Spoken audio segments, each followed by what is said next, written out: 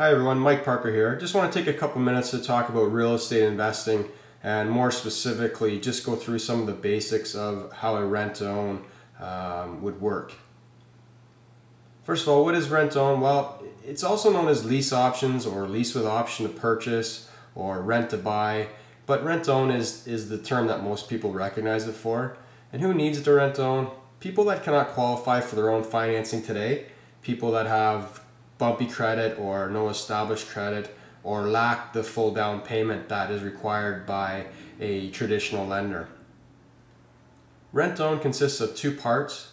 First part would be a lease or a standard rental agreement, and the second part would be an option to purchase or an option for the tenant to buy the property at some point in the future. The tenant buyer does pay an upfront fee for the privilege of the option to purchase, and this fee is applied towards the down payment when they purchase in the future. Terms are typically 2 to 3 years. They don't have to be, they can be 1 year, they can be 5 years. They could be as long as determined by both parties. However, 2 to 3 years is typically the timeline that makes sense for both the investor and the tenant buyer. From the tenant buyer perspective, usually they need that amount of time to make sure they have their 5% down, make sure they fix their credit, those types of things. The future purchase price is established up front and it cannot be changed unless mutually agreed upon by both parties. On top of the upfront option fee, tenant buyer usually pays an additional monthly fee for the privilege of the option of purchase. And this is where, from an investor standpoint, this is where you get that forced cash flow, much different than a standard rental. The fee in full or in part is applied towards a down payment when they purchase. The option to purchase payments are non-refundable. They only form part of the down payment credit if a tenant buyer exercises their option to purchase. You know, we all understand that situations do change, but again, as investors, we have to look at it that if they do not purchase, the upfront option and the monthly option fees would make part of a collection that we would keep due to our, basically financing this investment. Some of the pros: the upfront option consideration fee, as I mentioned, you get increased monthly cash flow.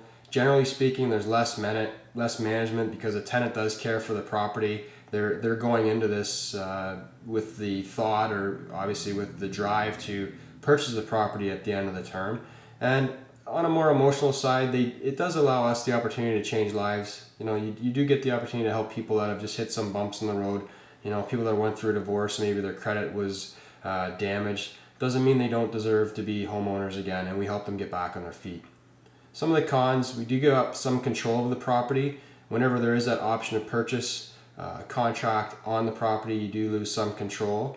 You wouldn't be able to sell it, or you'd have to disclose it at least that you did have this option on your property, and that might be a bit of a negative if you did want to sell it. But obviously, if you're going into this as an investor, you know, you have the plan that you're going to be in it for at least the term with the tenant buyers as well.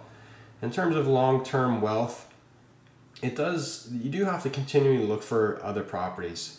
You know, by plan, we're selling these every 2 to 3 years, so you always have to be working at it to maintain the income that comes with it. One note: 2 to 3 rent-owned properties. This is just a general comment. It's not a fact, but 2 to 3 rent-owned properties will allow you to purchase one long-term buy and hold. So if you took all the money you would make and all the profit you'd make from 2 to 3 properties, you should be able to put that down on another property that you would hold on to. So essentially, you're into that, just call it your fourth property, for zero out of your own money, and you would be able to finance it with 20% down.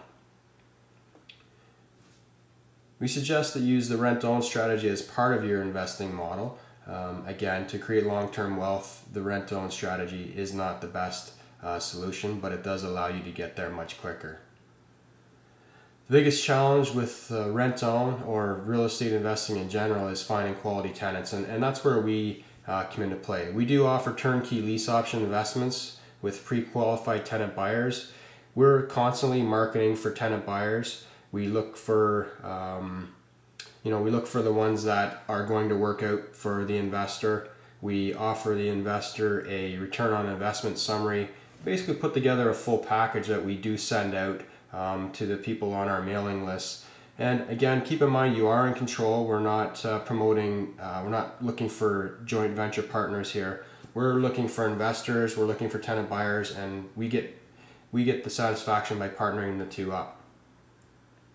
So you can join our mailing list at info@rentowninvestor.ca. As a side note, we do offer a mentorship program. You can get in contact with myself, Mike at rentowninvestor.ca, if you're interested in learning more of the details and the specifics, and basically being able to take a lease option investment structure and running with it on your own. We do offer that as well.